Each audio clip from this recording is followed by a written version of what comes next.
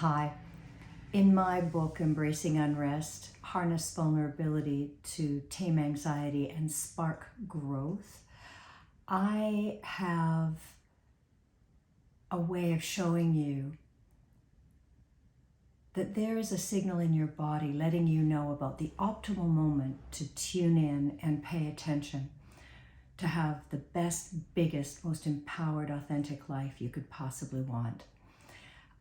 I also point out that that is a very challenging thing to do because the way we're wired is right in that moment, that optimal moment to come home to your body and be present.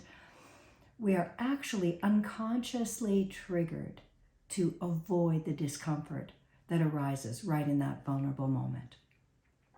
There are 5 facets to this predicament, this shared predicament that we have as humans.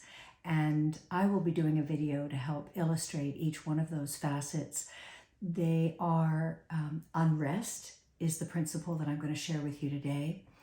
The next one is vulnerability, which is such an important concept and experience to understand.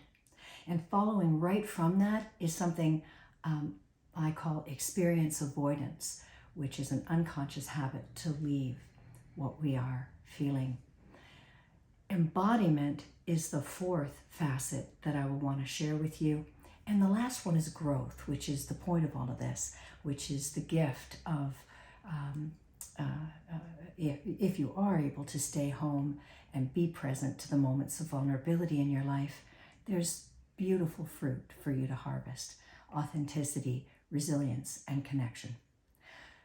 For this video, I want to focus in on the first principle, which is unrest. And I want to begin with a question, which is, why is it so hard to be here? We all are aware, I think many of us, of the value of being present, and we're exposed to all sorts of wonderful support and advice helping us be here. We've got YouTube videos and internet resources. We've got apps for being calmer and more mindful. There are courses and programs helping people be mindful. There's mindfulness for kids and teens and parents, and mindful eating and mindfulness for anxiety. Wonderful support. But what's interesting is with all of this help out there, it seems as though we still struggle terribly with something mysterious that makes it hard for us to do what seems like a very simple thing: just be here. And so that question has really prompted me to write the book, and I want to share with you a kind of secret, hidden reason why it's so hard to come home to your body. And the answer is this thing I'm calling unrest. The moment you come home to your body, you're home in the moment, in your body. What I mean by that is right then and there, you're leaving all the protection of being up in this cool, removed place in the top of your head where you tell yourself stories, but you're not really feeling very much. And you're entering into this living moment where your predictions may not match up with what's actually happening. Have you ever had an experience where you thought you were fine and a dear friend said, "How are you really?" and you choke up? It's like, wow, I thought it was okay, right? Our actual experience doesn't necessarily match our idea of what's going on. And our experience is the truth. Our experience is where we're happening, right? And so when we come home to that moment, we are immediately hit with vulnerability. Once we come home like that, what is happening inside of us is actually sometimes a surprise. And it's moving and shifting and changing as we arrive there. And what we bump up against when we enter the living moment is the truth of our human vulnerability. And I will spend a whole video talking on vulnerability, but just shorthand, vulnerability is the place where your longing bumps up against your limits to making what it is that you want to happen come true. In that moment, there is a spike of uncomfortable nervous system arousal. it's a little bit shocking. Most of us don't even notice it because that spike is coming through your sympathetic nervous system, which is the same circuitry that fear comes through. And without even noticing it, your brain perceives that as a threat and cleverly removes you from what the threat seems to be, which is right inside of you right now. So just gets you out of there. And all of a sudden you think of something else, you get busy, you make up a story, you distract yourself with something on your telephone. There's all sorts of exits. In fact, there's more ways to leave than there are snowflakes, I think. But there's really only one way to come home, and that's to come into the body in the moment and feel what you're feeling. So if we think about it, unrest is an attention getter at an extremely important moment. It's right in the moment that your longing hits your limit to making it so. And right then and there, that invitation to come home disrupts you. It's like a wake-up call. And if you think about it, people wake up to something called an alarm clock. It's supposed to take you from a state of being asleep to a state of being awake. Unrest is just like that. But just like that, there's this alarm. Now, nobody thinks that when their alarm clock goes off, they're supposed to run screaming from the room like there's a 5-alarm fire, right? We understand it's disrupting you in order to wake you up. It's got a benign goal for you. Well, so does unrest. But because we're not aware of it, because it's happening in the background, our nervous system defaults to its protective job, which of course it is our first priority, which is survival. And it unconsciously ejects you from this vulnerability in the moment.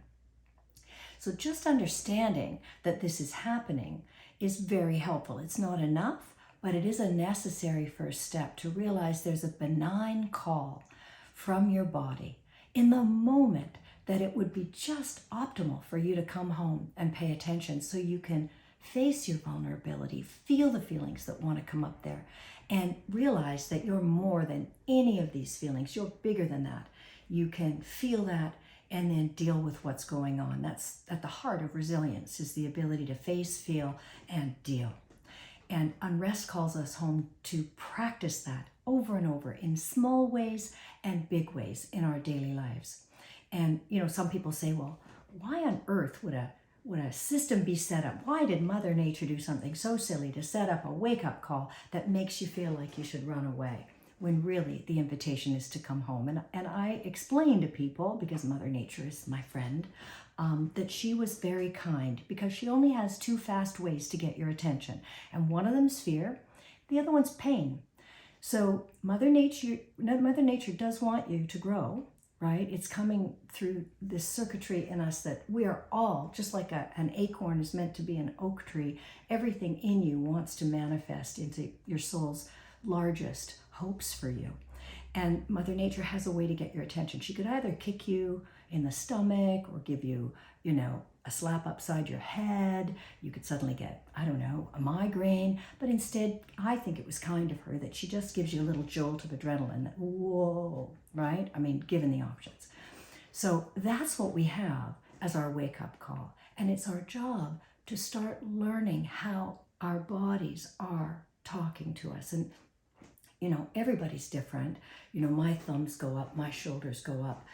I kind of feel a kind of bracing that's sort of upward. My feet sort of push into the ground. Other people, they notice their teeth start chattering, or someone else, their butt clenches, or someone else gets a sort of a feeling of fidgetiness in their fingers. Everybody needs to learn their particular sound of their alarm clock that's trying to wake them up without becoming alarmed.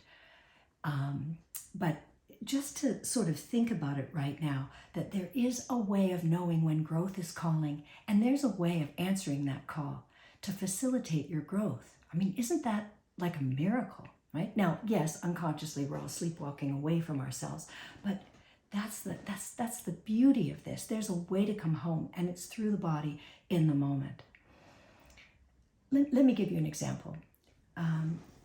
you're running late, right? You've got tons to do and you're pushing through your day and you realize, oh my gosh, I'm not going to get it all done.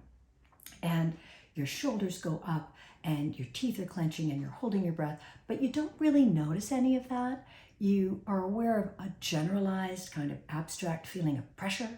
You feel pressured, you feel a kind of urgency, and you hear this kind of critical voice in your head telling you, you idiot, you should have organized your time better, should have gotten up earlier, any doofus could do this, you know, all that. And so you push and push and push, and you try to do more than you can do, which by definition I said more than you can do, but people are doing that all the time. In other words, not facing reality, okay? And so they get home and they're irritable and they say something bitey to their partner and they feel upset with themselves. And then after dinner, they stay up late and push themselves even further past their limits so they get to sleep late. And the next day they wake up tired and the cycle continues. Or perhaps in another scenario, if it's not such a type A driven person, maybe the other scenario is more the anxious version of this, because the world kind of splits into those who push this experience down and those who kind of get a whiff of what the unrest feels like, but then run with it and turn it into this catastrophic anxiety-producing movie. And in the second scenario there, the person is aware, yeah, I've got too much to do. And now what they do is they start fretting that they're going to lose their job and then they're going to be out on the street and they're going to be pushing a cart and nobody's going to love them and everyone will abandon them. And then they also start worrying that their tummy ache is actually some kind of disease and now their ear is ringing and they're fixating on it and they can't sleep. Okay, so all of that is what is happening when people move away from that signal. They're missing out on that opportunity for tuning into reality, to the vulnerability of being a human, and creating secondary suffering where now their partner's feelings are hurt and they're staying up late and they're worrying. All of those are the kinds of things that can bring people into the office to see someone like me as a psychologist. Now let's look at the same thing, running late, with a person who understands unrest. So now this person's running late, their shoulders are up, their teeth are clenched, they're holding their breath. And instead of ignoring that or not noticing it and just pushing through, the person pauses. Okay, now this is enormously difficult because you're already running late. Who wants to give something like this time when you're running late? But this person knows the value of being present. And so pauses right in that moment that her body is signaling. Pauses and tunes in and brings undivided attention in a non-judgmental way without an agenda. Remarkably difficult. I mean, some people do come home to the body, but it's really got that quality of settle down, okay? And I don't know about you, but when somebody tells me to settle down, you know, it just doesn't work, right?